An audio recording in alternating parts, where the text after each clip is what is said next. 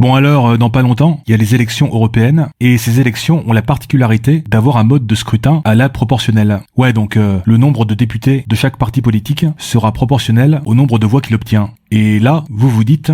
Ok, super, cette fois, je vais enfin pouvoir voter pour le parti qui me correspond le plus, ou qui me dégoûte le moins, sans devoir me soumettre à l'ignoble dilemme du vote utile, comme pour les élections présidentielles, par exemple.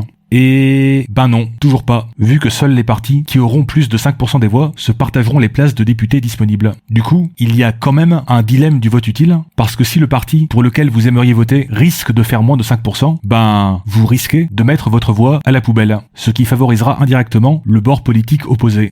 Et question très bête, mais pourquoi cette barre des 5% ? Pourquoi est-ce qu'on ne la supprime pas, tout simplement ? Oui, je sais, c'est très basique ce que je suis en train de dire, mais je vois très peu de protestations contre cette barre des 5%, alors que pratiquement tout le monde est d'accord pour dire qu'elle est au mieux inutile et au pire antidémocratique, puisqu'elle exclut de fait les petits partis de la représentation politique. Alors bien sûr, les gros partis politiques ont tout intérêt à ce que cette barre soit maintenue, vu que si on la supprimait, les petits partis pourraient obtenir des sièges de députés, ce qui ferait moins de sièges pour eux. Du coup, si l'idée de supprimer cette barre était amenée dans le débat public, on verrait sans doute des représentants de ces gros partis générer des arguments ChatGPT pour défendre la barre des 5%. Par exemple, j'imagine qu'ils diraient que ça permet une plus grande lisibilité politique, en évitant une trop grande fragmentation politique, ce qui risquerait de confusionner le petit cerveau de nos concitoyens. Non, il faut garder un paysage politique clair et lisible, où seuls eux sont représentés, pour le bien du plus grand nombre, bien évidemment.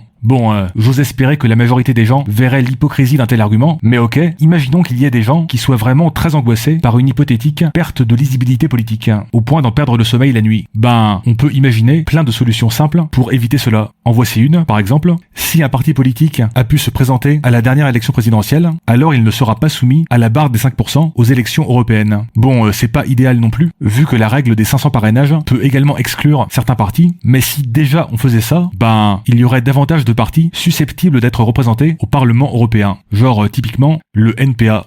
Et pour les partis qui n'auraient pas assez de voix pour obtenir au moins un siège, on pourrait imaginer un système leur permettant de reporter leur voix sur un autre parti politique aux idées proches. Bref, j'ai pas tellement de choses à dire ici, parce que j'imagine que si on faisait un référendum sur la question demain matin, une majorité écrasante de Français serait favorable à la suppression de cette barre des 5%. Mais du coup, faisons-le savoir, bordel. À l'approche de chaque élection européenne, on devrait voir fleurir des pétitions allant en ce sens, soutenues par les petits partis politiques discriminés par cette règle absurde, afin que les médias en parlent, ne serait-ce qu'un peu. Ouais, construisons un grand cheval de Troie en forme de 5%, faisons-le traverser tout Paris jusqu'à la place de l'Europe, et foutons-y le feu, façon Burning Man.